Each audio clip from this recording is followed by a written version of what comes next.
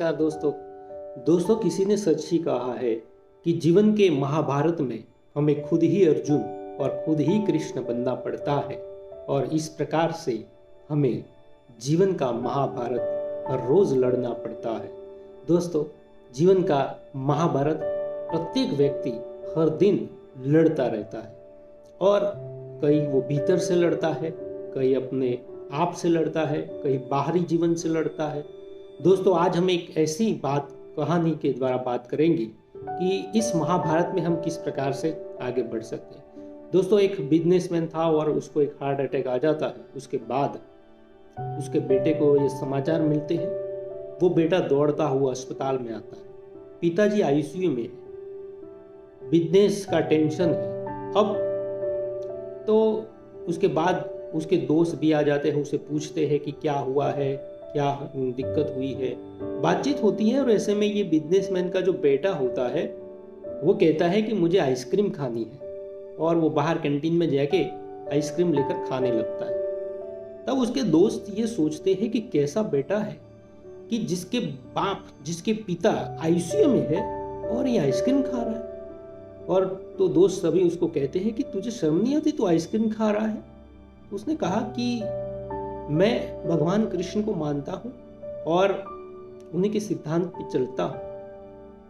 Ice cream मैं इसीलिए खा रहा हूं कि मुझे जरा सा टेंशन है और इसी टेंशन से मुक्त होने के लिए मुझे लगा कि मुझे आइसक्रीम खानी है तो मैं खा रहा हूं। उन्होंने कहा कि तुम्हारे पिताजी आईसीयू में? हाँ है, वो मुझे पता है, तो उसमें मैं क्या कर सकता हूँ।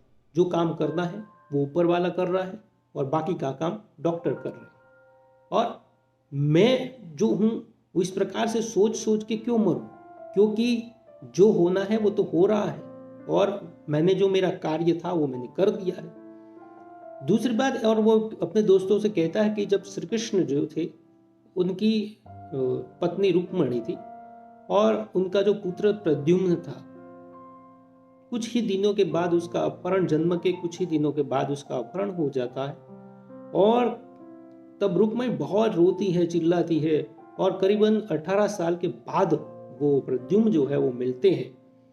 उसके बाद वो मायावती नामक स्त्री से, जो उससे बड़ी थी, उसे शादी करके आ जाते हैं। तब रुक्मिणी को बहुत बुरा लगता है। उसे लगता है कि 18 साल के बाद बेटा मिला है और वो भी इस प्रकार से शादी करके आ चुका है।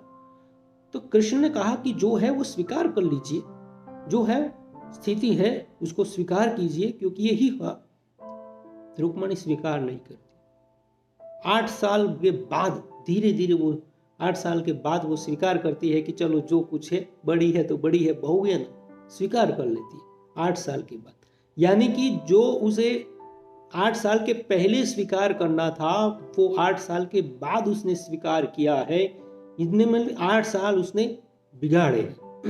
कहने का मतलब ये है कि जो स्वीकार है, यानी कि परिस्थिति जो है उसका स्वीकार करना बहुत जरूरी है। अगर आप परिस्थितियों का स्वीकार नहीं करेंगे, उसे भाग जाएंगे, उसे मुंह मोड़ लेंगे, तो परिस्थितियां आपको घेर सकती है, आपको हरा सकती है, आपको कहीं ना कहीं फेंक सकती है।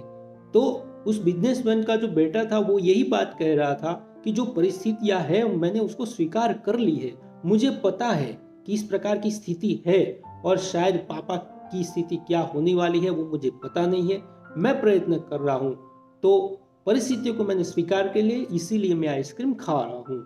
और वो अगर पापा जिंदा भी रह जाते हैं तो भी अच्छी बात है, क्योंकि बाद में तो मुझे बिजनेस और आदि अब मुझे स्वीकार करना ही है। तो दोस्तों, ये परिस्थितियां इस प्रकार से आती है, उससे भागना नहीं चाहिए और खास करके उसका सामना करना चाहिए, क्योंकि हर एक के जीवन में ये सारी परिस्थितियां आती ही रहती है और ये जीवन का महाभारत है। उसको हमें खुद ही लड़ना पड़ना है, खुद ही सारथी बनना है, खुद ही कृष्ण बनना है, खुद ही अर्जुन बनना है और लक्ष्य को जो है वो बिंदना है। तो दोस्तों, इतनी कहानी के माध्यम से जीवन के महासंग्राम को हम आगे बढ़ सकते हैं और परिस्थितियों का सामना कर सकते हैं और परिस्थितियों को स्वीकार करना ये बेहद ही जरूरी बात है। बहुत बहुत धन्यवाद।